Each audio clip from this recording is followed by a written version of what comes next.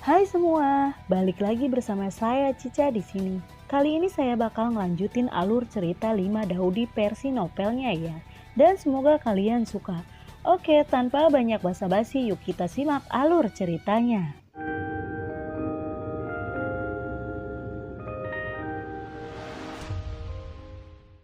Di cerita sebelumnya, Xiaoyan berteriak di langit. 23 jenis api yang berbeda meledak dari tubuhnya dan segera berubah menjadi sayap api.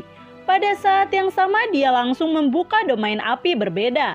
Kombinasi sayap api yang terdiri dari 23 jenis api yang berbeda dan domain api yang berbeda telah membuat kekuatan Xiaoyan meningkat pesat. Dengan ledakan, konfrontasi antara es dan api menyapu dunia dan akhirnya bilah es meledak. Pada saat ini Xiaoyan dengan bantuan domain api yang berbeda dan sayap api telah mencapai ketinggian yang belum pernah terjadi sebelumnya. Buam! Buam! Buam! Di hadapan bilah es yang terus runtuh, Xiaoyan langsung menghancurkan bilah es itu dengan momentum paling kuat. Xiaoyan langsung menyerang Bing Wangtian. Kecepatan Xiaoyan saat ini terlalu cepat. Bahkan Bing Wangtian yang juga seorang kaisar Dou tidak bisa mengelak di depan kecepatan menakutkan Xiaoyan. Dengan ledakan keras, Xiaoyan melakukan pukulan dan perisai es di tangan kiri Bing Wangtian tersapu. Pukulan keras Xiaoyan menghantam perisai es dan dua gelombang dingin dan panas meledak. Satu demi satu retakan menyebar dari perisai es. Di bawah suhu Yihuo yang sangat mengerikan, retakan pada perisai es meluas dengan cepat. Dan akhirnya dengan ledakan, perisai es itu pecah berkeping-keping. Bing Wangtian sangat ketakutan. Perisai es ini sangat kuat tapi hancur berkeping-keping oleh pukulan Xiaoyan. Coba kulihat, seberapa kuat dirimu? Ucap dari Bing Wangtian. Lalu dia mengangkat telapak tangannya yang besar dan menampar ke arah Xiaoyan. Udara dingin mengerikan yang bisa membekukan jiwa seseorang bercampur dengan energi menakutkan yang tak tertandingi, melonjak ke arah Xiaoyan. Dalam menghadapi serangan kuat lawan, Xiaoyan tidak menghindar. Tubuh Xiaoyan bergetar, dan dia datang langsung ke sisi Bing Wangtian. Sebelum Bing Wangtian bisa bereaksi, Xiaoyan meninju tubuh Bing Wangtian. Energi yang tak tertandingi membuat seluruh gurun gemetar, dan pasir kuning di gurun mengalir ke kejauhan seperti ombak. Xiaoyan bergegas ke padang pasir dan langsung membanting tubuh Bing Wangtian dengan pukulan lain. Kecepatan Xiaoyan terlalu cepat. Dengan kecepatan menakutkannya yang hampir tidak normal, Bing Wangtian yang telah memimpin tidak memiliki ruang untuk melawan. Hiat! Bak-bik-bak-bik dor-dor bedak beleduk jelger buam! Dengan suara keras, tinju Xiaoyan terus membombardir tubuh Bing Wangtian. Dalam pemboman terus-menerus, pelindung es di kepala Bing Wangtian retak secara bersamaan. Armor es Bing Wangtian juga hancur dan dia langsung memuntahkan seteguk darah. Bing Wangtian lalu berteriak, "Baiklah, bilah es!" Bilah es yang tak terhitung jumlahnya menembak ke arah Xiaoyan. Meskipun bilah es yang kuat ini tidak dapat menyebabkan kerusakan pada Xiaoyan, mereka mampu membuat serangan Xiaoyan sedikit berhenti. Pada saat ini udara dingin mengalir ke tubuh Bing Wangtian. Dan hanya dalam sekejap, itu berubah menjadi raksasa besar, Kaisar Es. Melihat Bing Wangtian menjadi besar, King Tian, Liu Xiaohui dan yang lainnya sangat terkejut. Setiap orang kuat Daudi akan memiliki tubuh Daudi. Dan tubuh Daudi didasarkan pada atribut Daudi itu. Oleh karena itu tubuh Bing Wangtian Kaisar Dou adalah tubuh Kaisar Es. Begitu Kaisar Es muncul, seluruh wilayah prasejarah kuno tampaknya telah memasuki musim dingin yang parah. Kaisar Api. Melihat Bing Wangtian yang sangat tinggi, Xiaoyan tidak memiliki rasa takut di wajahnya. Sebaliknya dia tersenyum ringan dan berteriak di dalam hatinya. Tubuhnya terangkat dengan sia-sia, dan hanya dalam beberapa saat, ia menjadi seorang pria raksasa. Di tubuh Kaisar Api, ada naga api yang terjalin. Ada sebanyak 23 merah, orange, kuning, hijau, biru, dan ungu. Ada naga api dari berbagai warna. Aku ingin melihat tubuh kaisar esku atau tubuh kaisar apimu yang lebih kuat, ucap dari Bing Wangtian. Begitu Bing Wangtian menginjak telapak kakinya, cuaca tiba-tiba berubah. Langsung membekukan gurun luas di bawah. Dia meninju Xiaoyan dengan satu pukulan. Dan energi dingin yang tak ada habisnya bergegas menuju Xiaoyan. Di hadapan serangan Bing Wangtian, Xiaoyan juga mengepalkan tinjunya, membawa angin panas yang sangat menakutkan, dan membantingnya dengan keras. Buam! Energi dingin dan panas bertabrakan dengan ganas. Pasir kuning naik ke langit, seperti lautan badai, dan banyak orang terlempar keluar. Para praktisi yang menyaksikan pertempuran itu semua ketakutan dan buru-buru melarikan diri. Kekuatan destruktif dari pertempuran antara dua orang di langit benar-benar menakjubkan. Di langit, Xiaoyan dan Bing Wangtian sama-sama mundur beberapa langkah. Kemudian mereka saling bertabrakan. Hiat, babik-babik, duar-duar, beledak-beleduk, jelger, duar. Pertempuran semacam ini berlangsung sepanjang hari. Dan suara keras yang memekakan telinga hampir bergema di seluruh wilayah kuno. Saat Bing Wangtian tampak semakin lemah, sementara Xiaoyan setenang biasanya. Dari lahir hingga mati, dari kematian ke kehidupan, untuk bereinkarnasi dalam 100 kehidupan, untuk menanggung ribuan bencana. Inilah jalan yang agung. Tidak ada yang bisa membayangkan berapa banyak rasa sakit yang diterima Xiaoyan ketika dia mengalami bencana kekaisaran. Dan ketika dia menanggung semua ini, dia menjadi sangat kuat. Merasakan situasi pertempurannya yang semakin tidak menguntungkan, Bing Wangtian lalu berteriak, "Mustahil! Mustahil! Mustahil bagiku untuk kalah dari Xiaoyan!" Tebasan pedang kaisar. Saat teriakan marahnya jatuh, Bing Wangtian naik ke langit, dan udara dingin yang tak berujung menyebar dari udara. Dimanapun dinginnya berlalu, semuanya membeku. Banyak praktisi terkejut melihat gunung es menyebar dengan cepat ke kejauhan. Semua orang ketakutan dan melarikan diri. Mereka tidak ragu bahwa jika penyebaran gunung es tidak dihentikan, seluruh wilayah kuno akan benar-benar beku. Di bawah tatapan banyak orang, tubuh raksasa Bing Wangtian berubah menjadi pedang es besar. Bing Wangtian mengubah tubuhnya menjadi pedang kaisar. Pedang kaisar menghancurkan langit dan bumi. Sangat kuat. Jika Xiaoyan terkena langsung olehnya, Xiaoyan akan jatuh di tempat.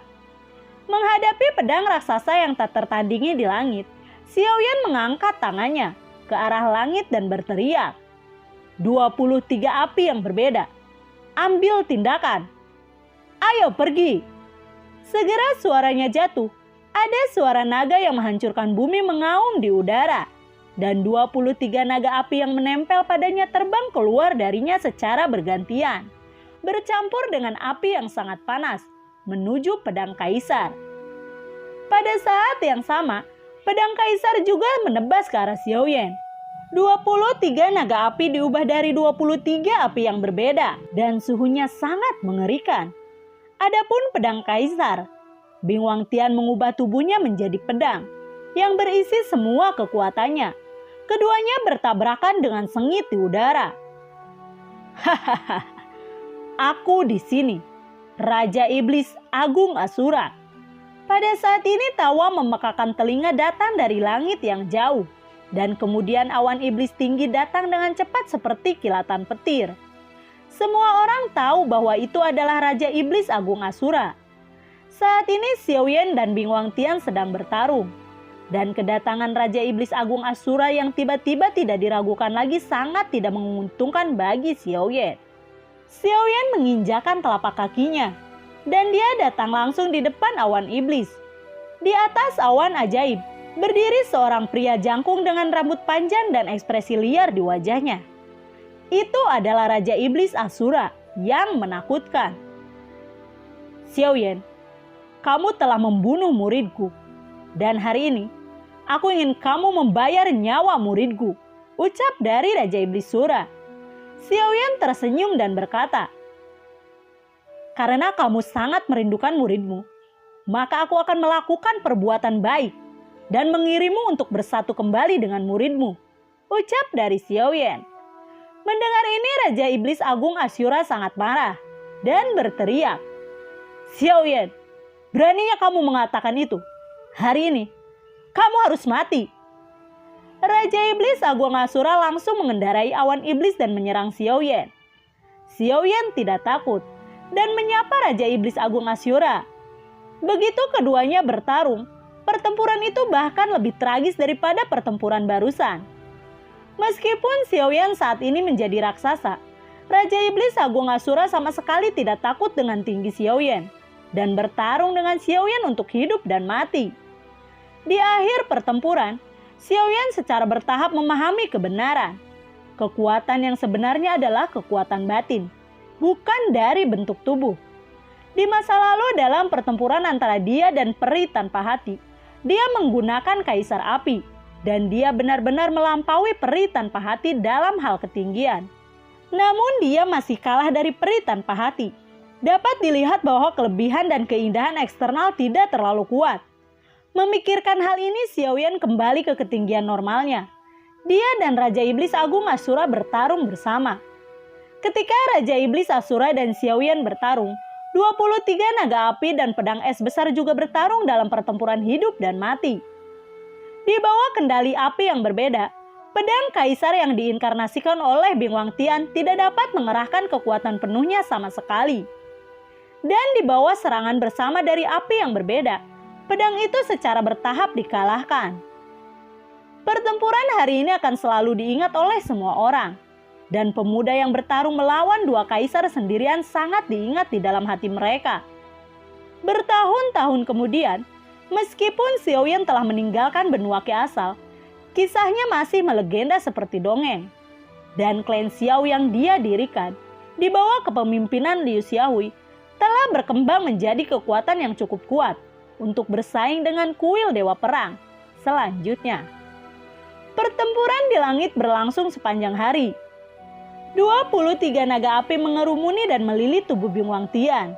Bing Wangtian terus berteriak. Dan di bawah suhu yang sangat mengerikan dari 23 naga api, tubuh Bing Wangtian perlahan meleleh. Pada akhirnya Bing Wangtian menghilang di antara langit dan bumi. Satu generasi kaisar es telah jatuh. Setelah Xiaoyan bertarung sengit dengan Raja Iblis Agung Asura, dia akhirnya melukai Raja Iblis Agung Asura dengan parah. Dan sejak itu Raja Iblis Agung Asura tidak pernah muncul lagi di benua Qi asal. Kehidupan dan kematian Raja Iblis Agung Asura telah menjadi misteri.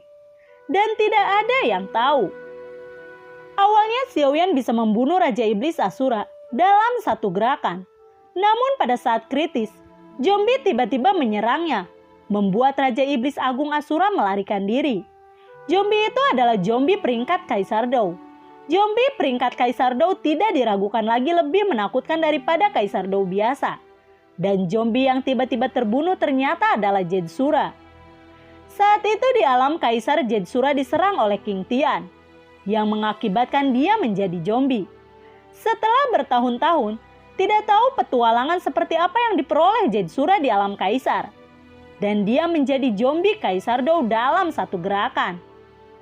Zombie memiliki dua senjata ajaib yang mematikan. Satu adalah energi kematian, dan yang lainnya adalah racun zombie, yang dapat menyebabkan hilangnya energi kehidupan. Dan jika terkena serangannya itu, akan berubah menjadi zombie. Namun menghadapi Jetsura yang telah menjadi zombie Kaisar Dou, Xiaoyan tidak terlalu takut. Dia tersenyum dan berkata, "King Tian yang membuatmu terlihat seperti ini. Kamu harus membalas dendam pada King Tian, bukan aku." Mendengar kata King Tian, mata Jetsura berkilat dengan kebencian, dan kemudian dia berkata dengan pahit kepada Xiaoyan, "King Tian, aku akan membalas dendam untuknya. Tetapi kamu, aku tidak akan melepaskanmu. Aku akan membunuh kamu, lalu membunuh King Tian," ucap dari Jetsura. "Baiklah, karena kamu terobsesi, jangan salahkan aku," ucap dari Xiaoyan. Kemudian menjentikan lengan bajunya. Cahaya dan bayangan abu-abu melayang keluar. Kelompok cahaya dan bayangan tampak seperti manusia. Dan itu adalah Kaisar Abadi yang bersembunyi di tubuh Xiaoyan. Di lembah Mausoleum Kaisar, tubuh Xiaoyan hancur. Dan kemudian dia dibangkitkan sebagai Kaisar Yan. Selama periode ini, semua yang awalnya milik Xiaoyan tetap tidak berubah. dan Kaisar Abadi yang telah tertidur lelap juga dipulihkan karena kembalinya Kaisar Yan. Xiao Yan, kenapa kamu tidak mencariku untuk perbuatan ini? Aku selalu diperlukan untuk hal semacam ini, ucap dari Kaisar Abadi. Xiao Yan lalu berkata, Kaisar Abadi, baiklah. Dia ingin menembus langit di sini dan membuka jalan ke langit. Jadi dia tidak perlu terlalu banyak terlibat di sini. Selanjutnya dia akan menghadapi Heidi yang lebih menakutkan. Baiklah, ucap dari Kaisar Abadi dan kemudian menyerang langsung ke arah Jetsura. Jetsura menyerang dan menyerbu ke arah Kaisar Abadi sebagai zombie. Kekuatan Jetsura yang paling kuat adalah kematian dan racun. Tapi ini sama sekali tidak berguna bagi Kaisar Abadi. Kaisar Abadi adalah leluhur dari makhluk-makhluk andin. Jadi Jetsura tidak akan mengambil keuntungan dari melawannya. Jetsura dan Kaisar Abadi bertarung sengit di langit. Namun pertempuran Jetsura menjadi semakin menakutkan. Meskipun Kaisar Abadi hanyalah tubuh jiwa, kekuatan Kaisar Abadi berada di luar imajinasi Jetsura. Bagaimanapun Jetsura baru saja menjadi Kaisar Dou dibandingkan dengan Kaisar Abadi yang telah hidup selama bertahun-tahun. Kekuatannya tidak diragukan lagi. Di bawah serangan Kaisar Abadi, Jetsura akhirnya dia terluka parah oleh Kaisar Abadi. Jetsura terluka parah dan melarikan diri. Kaisar Abadi tidak mengejarnya, jadi dia membiarkannya melarikan diri dan tersenyum penuh kemenangan pada Xiao Yan. Xiao Yan tidak berterima kasih padanya, tetapi menghentakkan kakinya dan berkata dengan cemas, Sial, dia telah menjadi zombie Kaisar Dou. Jika kamu membiarkannya pergi seperti ini, aku tidak tahu berapa banyak orang-orang akan diubah menjadi zombie olehnya di masa depan. Tak satu pun dari orang-orang yang hadir berpikir bahwa karena pelepasan Jetsura ini, beberapa tahun kemudian, Jetsura membentuk pasukan zombie yang sangat besar yang akan melakukan semua jenis kejahatan di benua Qi asal. Bertahun-tahun kemudian, 3 kekuatan yang sangat besar muncul di benua Qi asal. Kuil Dewa Perang, Klan Xiao, dan tentara zombie Jetsura. Benua Qi asal dikendalikan oleh 3 kekuatan utama ini. Dan sejak itu situasi 3 bagian dunia telah terbentuk. Kaisar Abadi tersenyum canggung dan kemudian kembali ke tubuh Xiao Yan lagi. Xiao Yan berteriak keras, siapa yang masih belum yakin dan ingin menantangku? Xiao Yan membunuh Bing Wangtian dan mengalahkan Raja Iblis Agung Asura. Dia sangat kuat sehingga tidak ada yang berani mempertaruhkan nyawanya untuk menantangnya. Melihat bahwa tidak ada yang menantangnya, Xiao Yan juga menghela napas lega. Sepertinya Heidi yang paling dia takuti tidak akan datang. Dan dia langsung berkata, karena tidak ada yang berani menantangku lagi, maka aku akan membukanya. Jalan ke langit. Namun begitu kata-katanya jatuh, ada suara di udara. Tunggu! Segera seorang pria mengenakan jubah biru perlahan muncul. Melihat pria itu, Xiao Yan sudah tahu siapa pria itu. Awalnya dia mengira Heidi pasti sudah tua. Tapi pria di depannya masih sangat muda. Berdasarkan penampilannya saja, sulit baginya untuk membayangkan bahwa pria di depannya adalah seorang pria yang telah hidup selama puluhan ribu tahun. Siapa yang mulia? Meskipun Xiao Yan sudah menebak identitas pihak lain, dia masih bertanya. Heidi, Hai Yun Tao. Pria berjubah biru itu tersenyum tipis. Xiao Yan tersenyum ringan dengan senyum hangat di wajahnya. Bagaimana menurutmu? Kamu juga seorang senior. Apakah kamu ingin membuat masalah dengan junior sepertiku? Ucap dari Xiao Yan. Heidi tertawa dan berkata, hahaha, apakah kamu takut? Xiao Yan lalu menjawab, aku khawatir hidupmu akan hancur. Ucap dari Xiao Yan. Menarik sekali. Heidi tidak marah dengan kata-kata Xiao Yan, tetapi malah tertawa. Nadanya juga cukup ramah. Bahkan dia tidak memiliki dendam terhadap Xiao Yan. Dan di dalam hatinya, dia juga mengagumi keberanian Xiao Yan untuk melawan langit. Ada beberapa Daudi di benua Qi asal, tetapi berapa banyak orang yang benar-benar berani menghancurkan langit. Baiklah, anak muda, aku akan memberimu kesempatan. Ucap dari Heidi sambil tersenyum. Kesempatan apa? Xiaoyan bertanya sambil tersenyum. Lalu, bagaimanakah kelanjutan ceritanya? Nantikan video Cica selanjutnya ya. Bagi kalian yang suka akan alur cerita yang Cica bawain, kalian bisa like, komen, share ke teman-teman kalian ya. Cica ucapin terima kasih juga buat kalian yang udah mensupport Cica lewat link Saweria di bawah kolom deskripsi. Dan semoga sehat selalu ya buat kalian. Cica mohon pamit dan assalamualaikum, dadah.